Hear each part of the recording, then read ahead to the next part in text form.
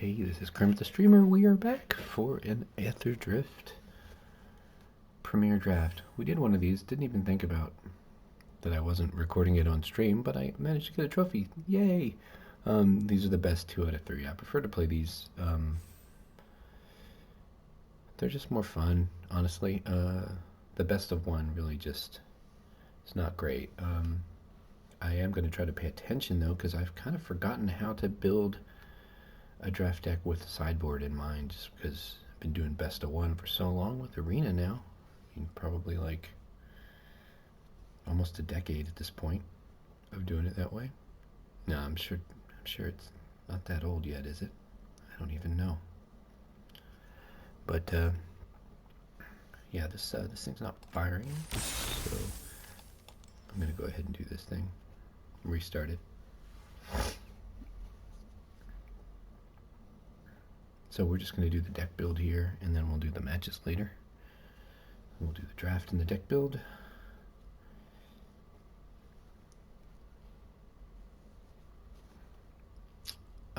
My first draft that I did well with was a black-white start your engines deck. It basically just had a lot of 3 drops and a lot of early game emphasis on getting the engine started, and then it had some small payoffs for being max speed. You know, it had the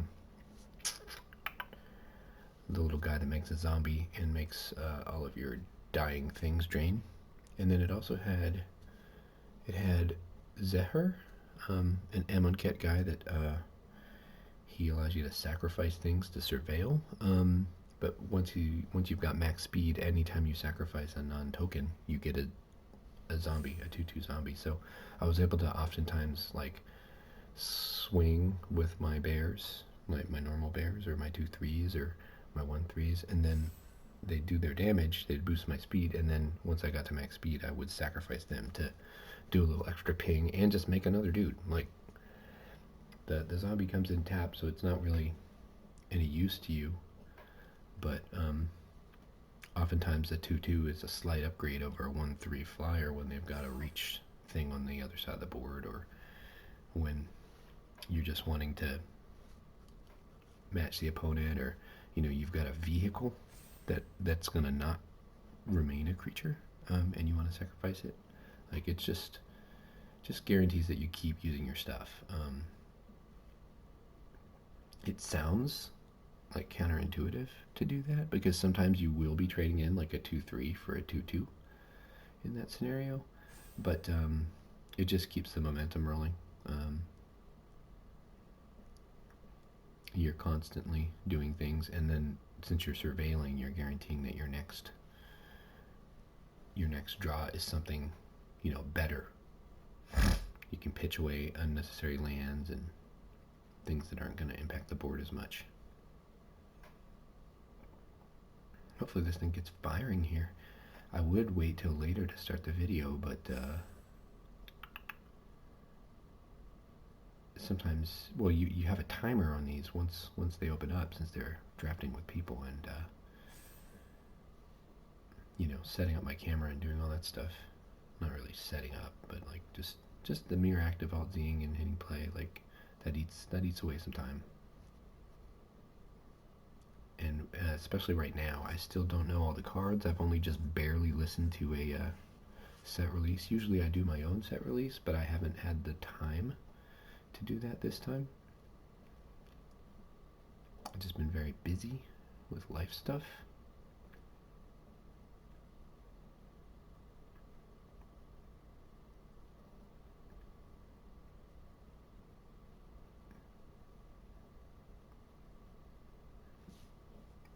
And usually it takes me a good 3-4, maybe even 5 hours to do a comprehensive set review. And honestly, most of the time I do it, it's just to learn the cards.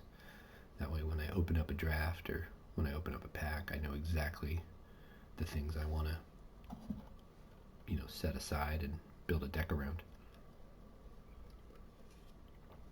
That way, the other thing that's nice when you know the set is you can play to your outs. You can play, you know the things that you can expect to find.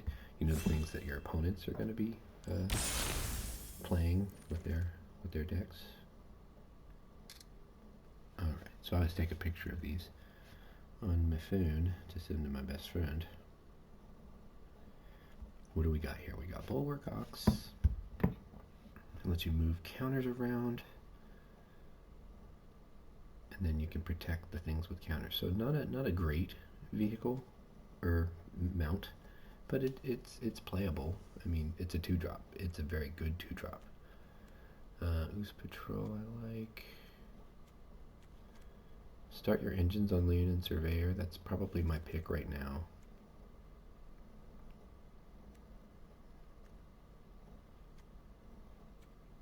Yeah, it's not exciting, but I think it's the best thing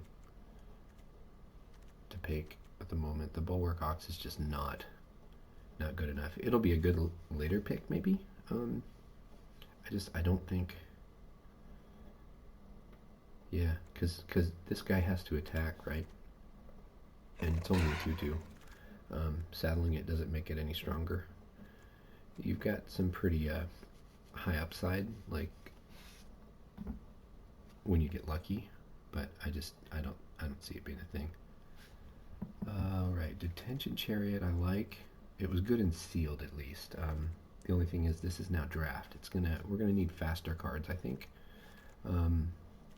It's still a good card, and it's still tempting to take it, but I think Collision Course is just guaranteed to work. The thing that does suck about this card is that it's not an instant, but the thing that's better about it is that it does include your creatures and your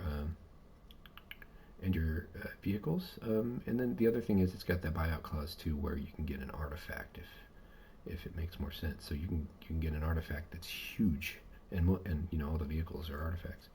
Agent Vendetta, yeah, none of this stuff really stands out. I do like this boosted scoop, but not enough to. I mean, I haven't committed to white at all. It's just I didn't want to commit to red blue. White pairs well with green, so Velahart Bike looks really good here. Hunted Hellred is okay too. Howler's Heavy I like. Spin Out is good in a focused, you know, black-white deck. It would be just fine. It is probably the best card here, but I think I'm going to take Velahart Bike, mostly just because I want to see if I can do something different.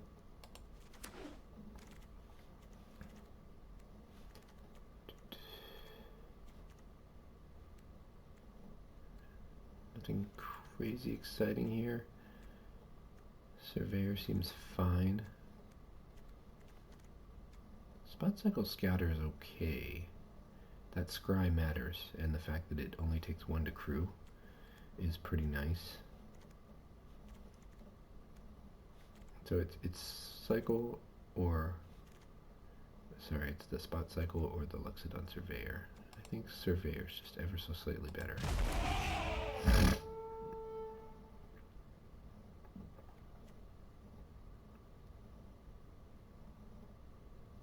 I've yet to get the card from a lot of these surveyors. I don't tend to have the game go in that way for whatever reason. Light Shield Parry is interesting here. Runover is a little bit better though.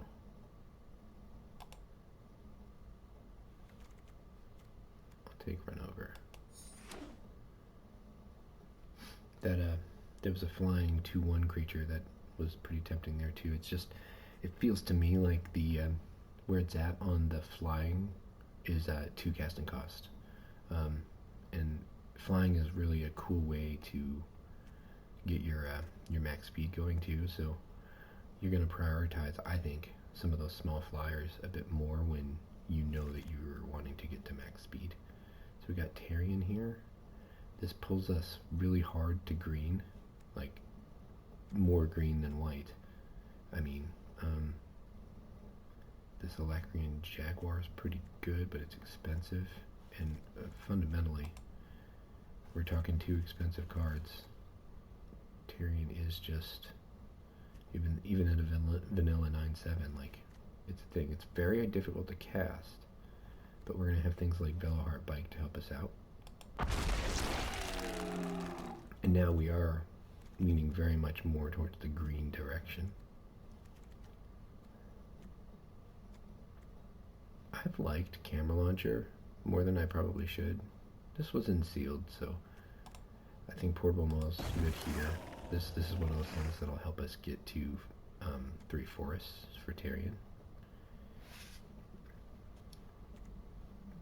It also kind of helps us, maybe if we can still pick some good 2-drops, it'll help us get to 4 and beyond a lot easier. Earth Rumbler's good. I don't know how well it stands up in draft yet, but every time it's been played against me, it's been formidable. The thing that's nice about it is you do have this optional way to turn it into a creature where you can exile something from your graveyard. When you're not playing black, you know, you're probably not looking to reanimate anything, so that works out really well. There's nothing good for me here, per se. I could take a Cycling card, and I think that's probably the safest bet. Let's take Trip Up because it's an instant. If we have some reason later to have a little bit of blue in our deck, then this will be nice.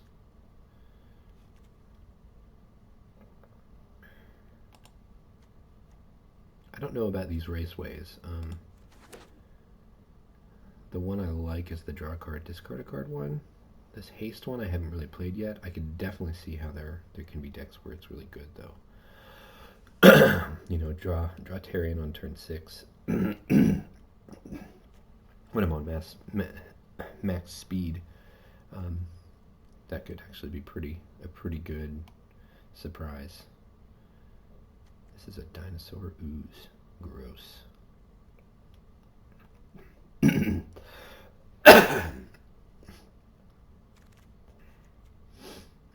Rise from the Wreck.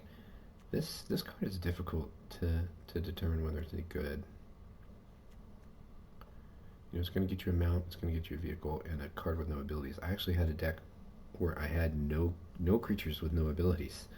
The interesting thing here is this will get us back Tarion though, and if it only gets us back Tarion, like, that's kind of a win.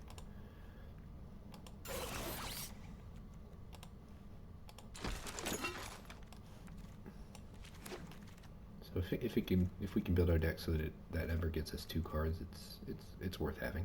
Unswerving Sloth. What does this do? That's pretty good.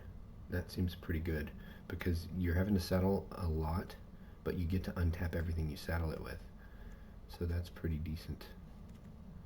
We get another bull. We could get another bike. I think Unwerving Sloth is good stuff here.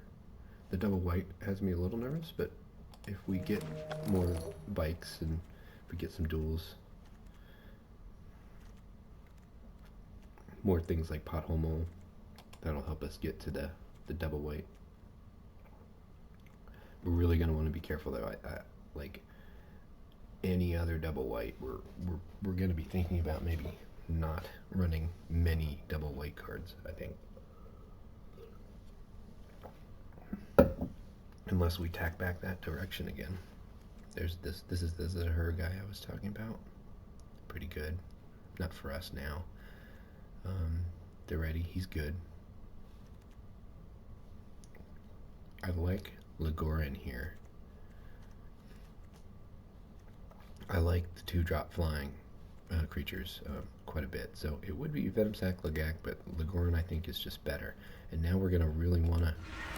We do have a white-green mount vehicle deck now, so we're going to be looking at mounts and vehicles with a little bit more attention paid. Broken Wings, I think Broken Wings is a one-of in every deck that can run it. I mean, so it's between Broken Wings and Brightfield Mustang, and I personally value the first Broken Wings quite a bit.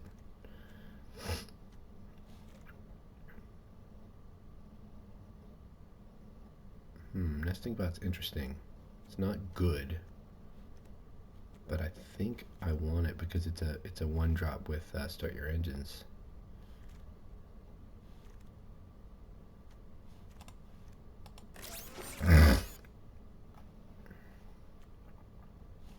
So we get our chance to get another Broken Wings. So I probably took the Broken Wings too early.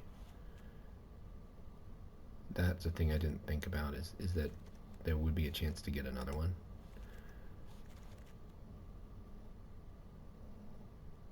Not sure about Silk and Strength is an interesting one for some of these cheap things that I have. But I'll go second Collision Course. Jaguar, Bestow Greatness. This is a 3 casting cost trick, but I mean, it's always going to be really bad for the opponent whenever you cast it. And I think I'm going to go for that over the Jaguar. I don't know if it's going to make the final cut, but 4/4 and Trample is big. Like that's a lot. I like this Brightfield Glider a lot.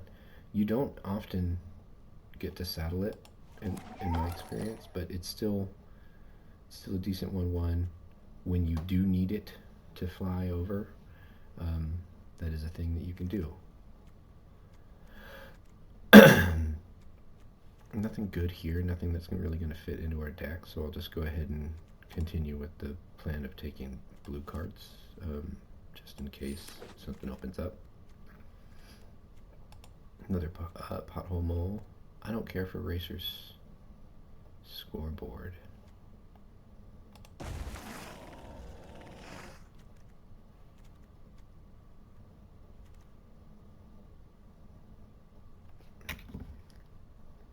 In Pack 2, I don't think I ever took a picture of Pack 2, did I?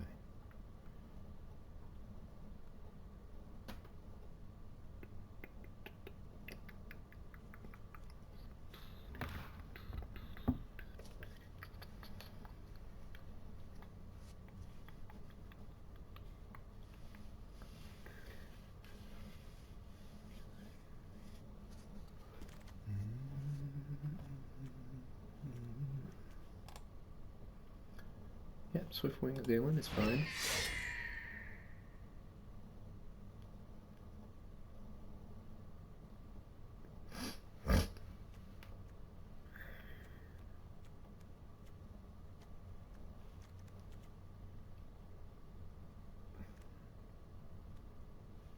The thing about these raceways is that you're sacrificing a bit of mana security to get an effect. So you just really want to make sure it's an effect you want or need. Draw 2 cards and discard a card. So starting column. It's a mana rock. Yeah, we don't want that. Bounce off.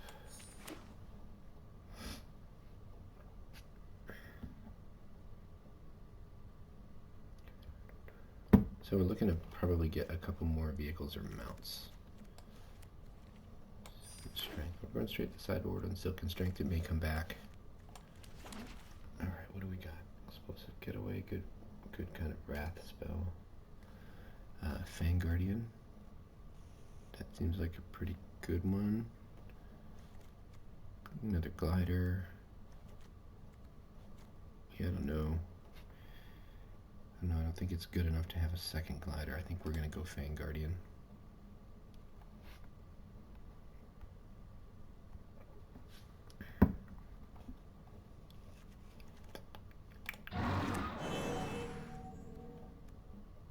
Basri, tomorrow's champion.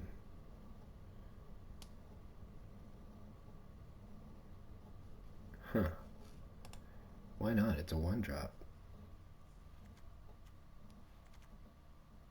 Yeah, that seems good. I would really like this Ketradon, but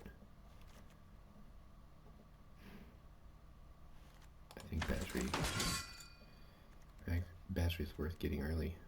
Or, sorry, playing early, you know, because it's a 1-drop. Daring Mechanic. Not an exciting card, but it's something you're going to just have in your white decks a lot.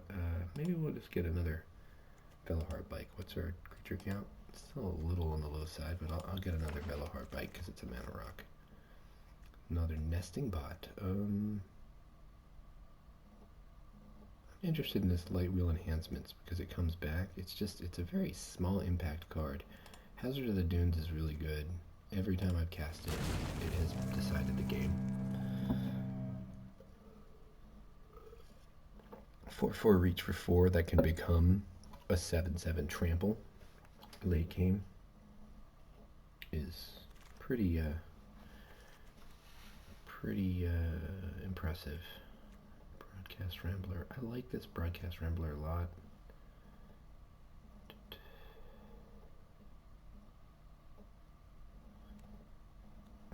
Yeah, I think that's the one.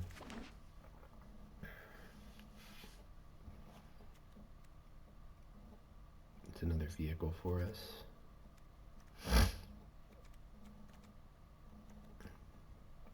It'd be nice to get another one of those white horses. I passed on one of them to get something. I forget what it was. I think we're going to take the Wreck Remover out. It's a card I like. I like the 3/4 stat line quite a bit. And it has played really well in this block. Stampeding Scurryfoot is just great.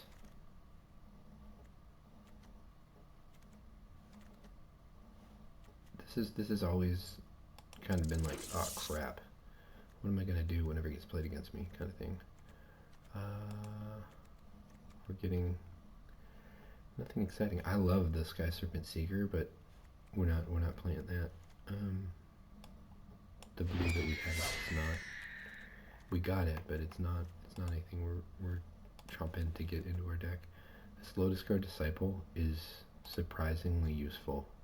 A lot of times you're racing with your opponent, and you know, just getting to swing with like a 2 that they can't block will boost your speed, and then it'll give you that little edge on your life total that might make the difference.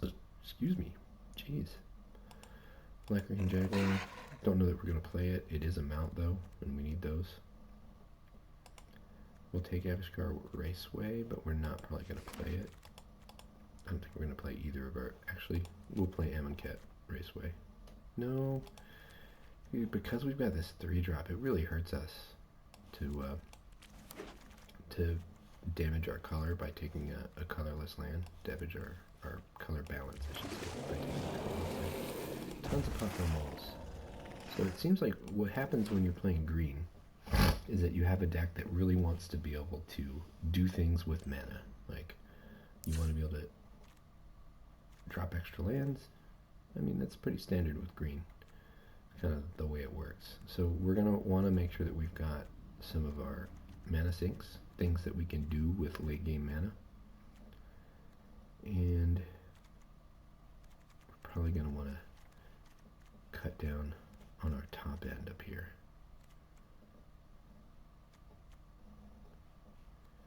I think Jaguar over Rambler, they're the same casting cost.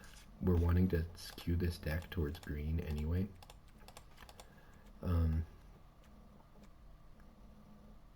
And this attacks as a 6, and the other one attacks as a 5, even though one of it, they do have the 1/1 that comes in the air.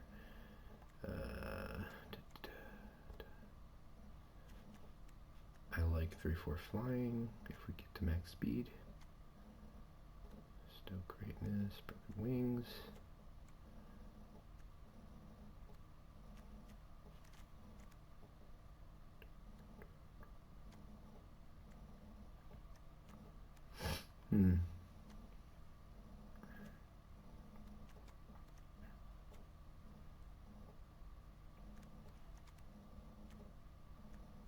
Down 1 collision course. What is Basri asking us to do? Basri is asking us to play on turn 1, maybe get 2 hits in, and then start making cats.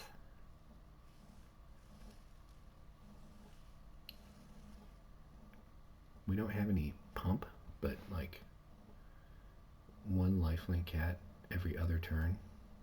Is that even good? I mean, if we're doing other things, sure.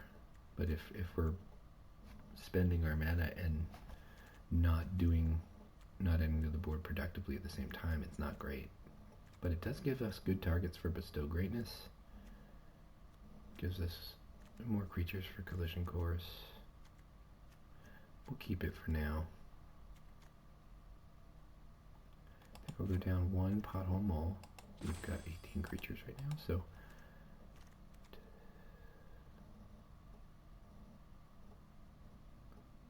Fang Guardian being flash is very interesting, but I don't. Ooh, I mean, this does function. This can function like a mini Necrotol or something. So I think we'll keep it.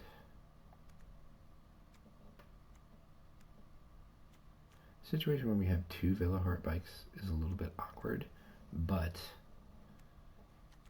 since we're wanting to power out our 5s, I don't think we can cut one of those.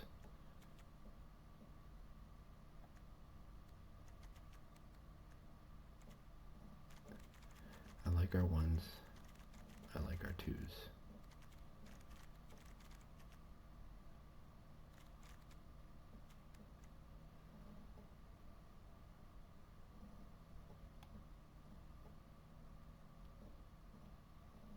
I think the Surveyor goes.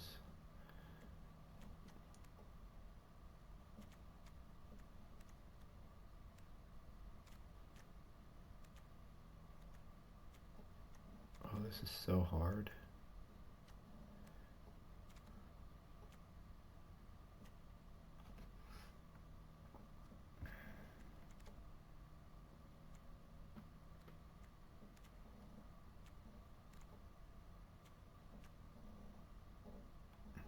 I think here the right thing to do is to cut the glider.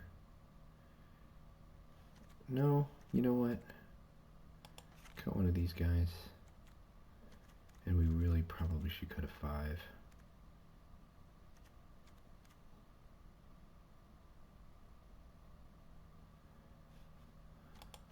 We're going to cut the sloth. I'm not a big fan, but I think we're winning with the big guys and some flying with our vehicles and stuff, and just being able to outperform our opponents in some way, shape, or form. Alright, so we'll come back and we'll do the games later. Thank you, I'm Kirby the Streamer, and this was Aetherdrift Draft.